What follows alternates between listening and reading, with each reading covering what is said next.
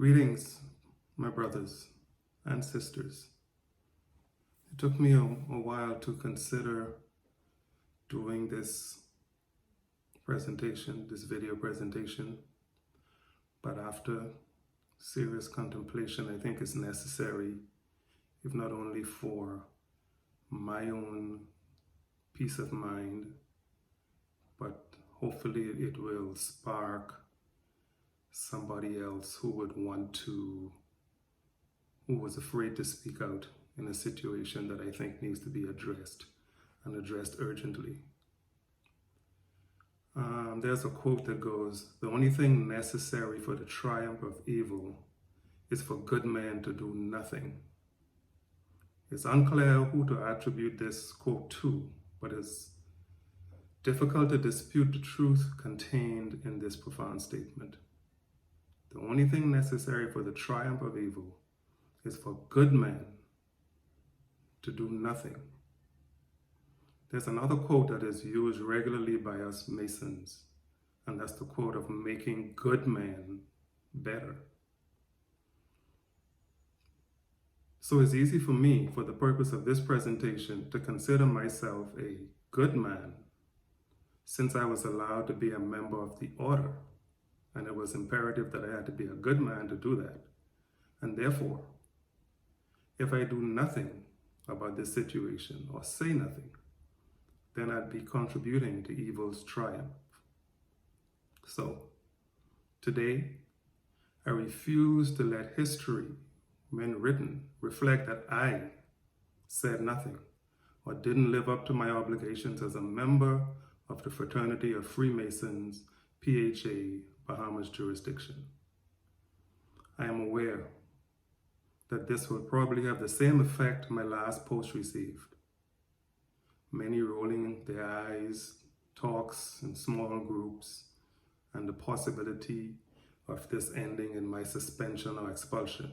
But let the record reflect that none of these actions will reduce my quest for doing what I think is right or saying what I believe is right.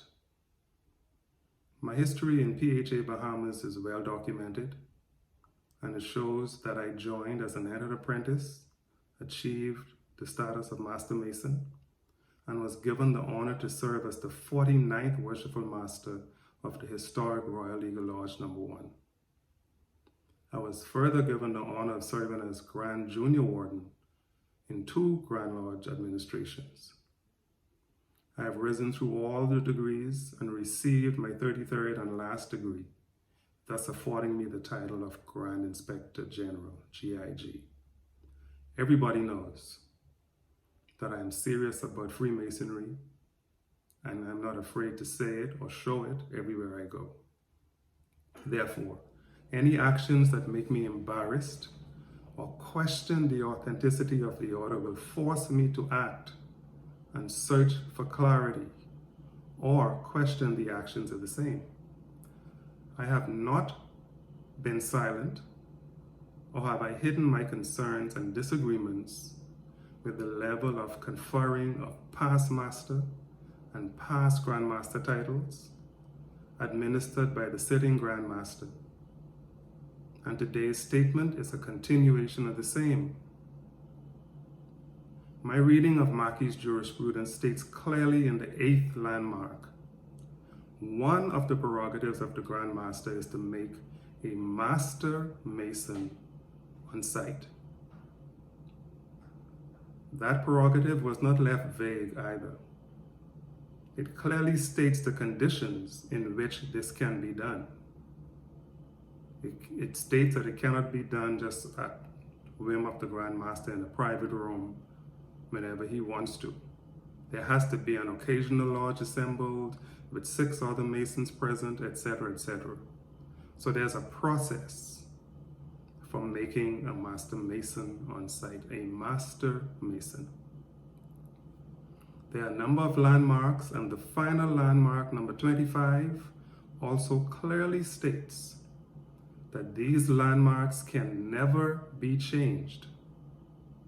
It further states, as they were received from our predecessors, we are bound by the most solemn obligations of duty to transmit them to our successors. End quote. These are the statutes given to us by our founders, and on these are the pillars of Freemasonry built. Therefore, my brothers, I question, how is it that we, the good men that we claim to be, how is it that we are sitting quietly by, watching the proliferation of titles being bestowed on brothers who by all indications are not entitled to receive them? And there is no outcry, especially from the persons who have rightly earned the titles. Let me ask, what is a past master? And who is entitled to receive such a title? Actually, the operative word is past, so there shouldn't even be much of a discussion. However, in this context, it simply means a brother who has ascended to the Oriental chair and have served as a master. Upon leaving that office, he is a past master and given the honor of being such. He would have passed the chair. The same applies to the past Grand Master. The title is afforded to the brother who has ascended to the Grand East and served his term. He would have passed the chair. In some jurisdictions, honorary past master titles have been afforded to brothers after years of service to the lodge, reached an old age, and the craft feels that they deserve a special honor. However, the honorary past master is not afforded the same privileges as the actual past master, such as voting in the Grand Lodge, being seated on the North Bench, wearing the same regalia, and being viewed as an equal. I've spoken to Grand Masters in jurisdictions here in the USA where I am situated now, and they are shocked that we grant all of the privileges of an actual to an honorary past master. They are further shocked with how we do it, the process in which we grant these titles, and the amount and the frequency with which we do it. We have allowed this to get to the point where in some instances, brothers are made masons, master masons, during a visitation of the Grand Master to a lodge without even informing the worshipful master, or even without the knowledge of anybody else. The same thing has happened for granting of past master titles or past Grand Master titles. There have been instances where brothers were made past masters and elevated to past Grand Masters in the same meeting, in the same 5 minutes, much to the shock of the craft, leaving brothers grumbling, talking about themselves, and overall causing dissension and disharmony in the craft. I am asking, which landmark or prerogative supports such actions? Let me state, my memory tells me that in my early days as a Master Mason, and even as Worshipful Master, the process included recommendations for the honorary past masters were made at the Blue Lodge level, and it was presented to the Grand Lodge in session, where there was a committee that determined if the brother was worthy of the conferring of the title or not. What changed? And when did this happen? Something happened where we are now leaving this privilege completely to the Grand Master to operate and do as he sees fit. This is in complete contravention to any landmark or prerogative as I understand it. Further, the brothers are not only granted these titles, but they are given all of the rights, lights, and benefits of the actual past masters and past Grand Masters. This is not only illegal, but it causes disharmony in the craft. There are many brothers who feel exactly the way I do, but they speak in small circles. They will say to me they agree with me when they see me, but they are afraid to speak out in fear of being suspended or expelled. Or, I believe in some instances, they're waiting in line to get their title too. So they're afraid if they speak out, they won't get their past master, or won't be able to wear their past master regalia, or be referred to as past grandmaster.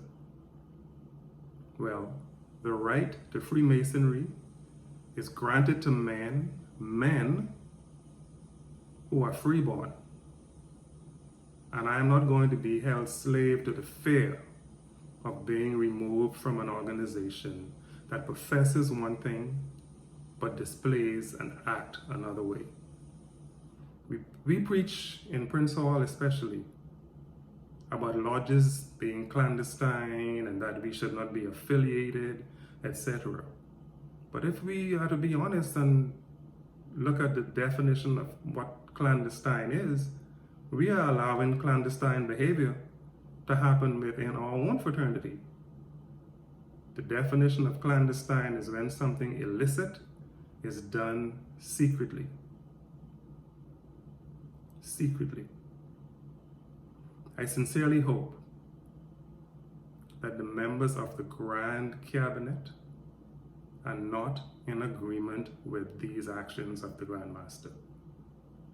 I sincerely hope so, because if they are, then we are in trouble and we are in urgent need of a meeting of the Grand Lodge to deal with this issue, even if it means the replacement of this cabinet with one that is willing to live up to the dictates and landmarks of our fraternity.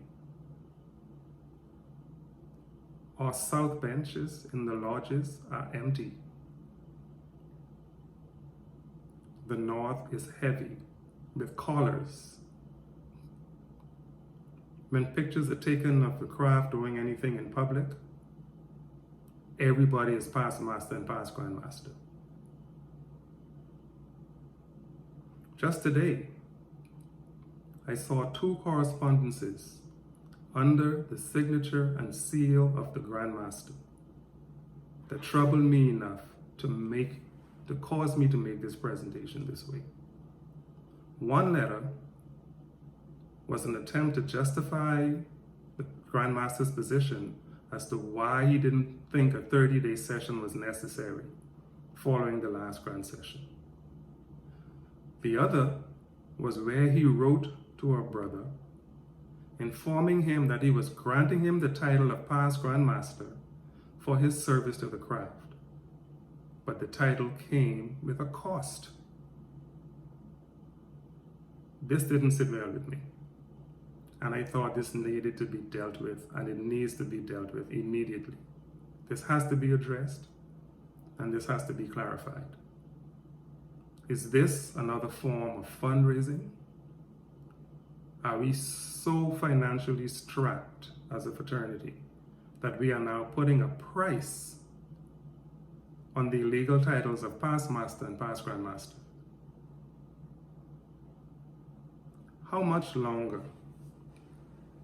are we going to belittle the earned, honorable titles of past masters and past grandmasters given to the brothers who felt the need to serve and were willing and proven worthy to lead their lodges and grand lodges and give of themselves for the betterment of the order? How much longer are we going to allow that to happen? How is it that a brother can be given an equal title now for a fee? Or just at the whim of the Grand Master, he just figures someone should just be called past Grand Master, past master. I cannot in good conscience continue to speak softly around this situation, while the fraternity that I call my beloved fraternity deteriorates, and if you want to be honest, those of us who know better, is a laughing stock in the other fraternity groups in and out of our country. It is troubling. It is very troubling. Watching the honoraries who are given these titles feel and watch them act as if they're equal to the actuals. And in some instances, they feel they are better than the actuals. Especially if after some of them are given substantial and hold substantial offices within the Grand Lodge. As mentioned,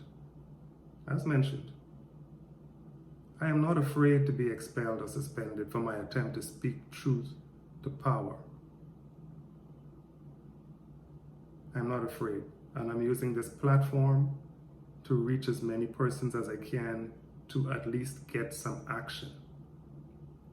Those of us who hold this fraternity true to our hearts, because of the principles that we hold dear, know that there is something wrong and it needs to be addressed. So if this serves as a springboard to open the door for you, others to feel brave enough to speak out, then let it be so. But for the record, I want to state, for the record, I was offered the title of Past Grand Master. I refused it on the principle that I didn't deserve it, and I'm a past master that I earned. I got that title because I earned it. So I emphatically refused it. I can think of one instance where one other brother did the same, and I'm super proud of him. But there are others who are just standing in line waiting to be given these titles, which really means nothing if you didn't earn it. I am also stating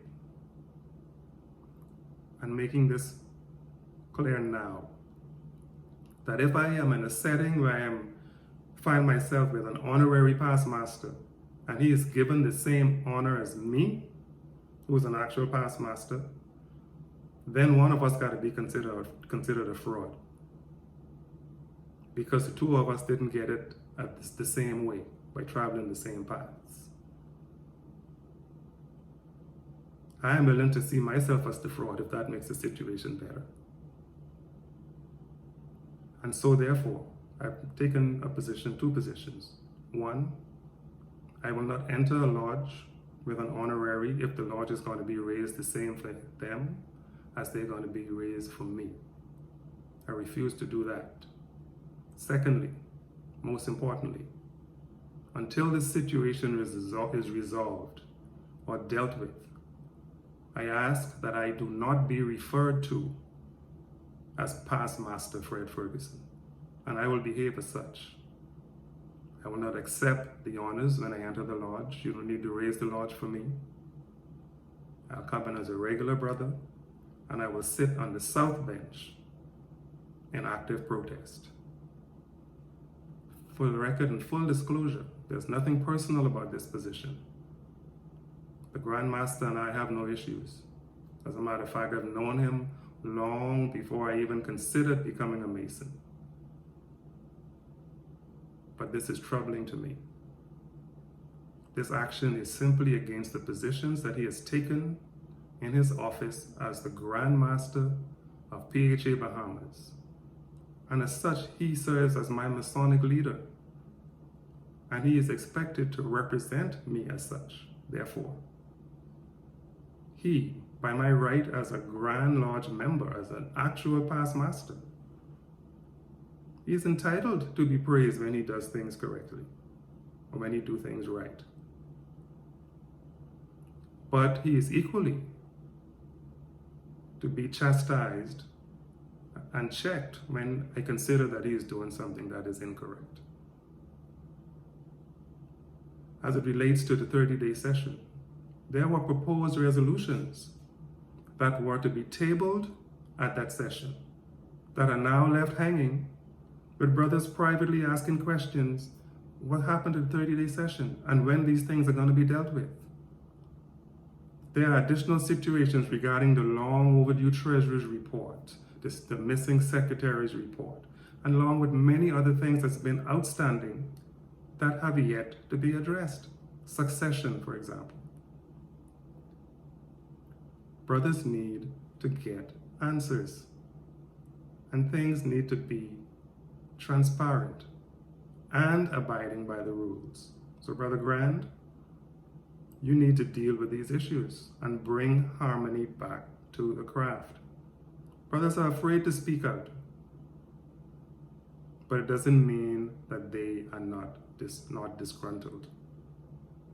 Just a word to the wise. The brothers are out there disgruntled, and they are watching these actions and not feeling happy about them.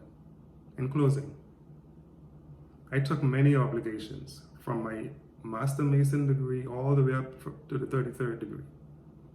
And many of those obligations state ways that I will ensure that the integrity of the craft of Freemasonry is maintained.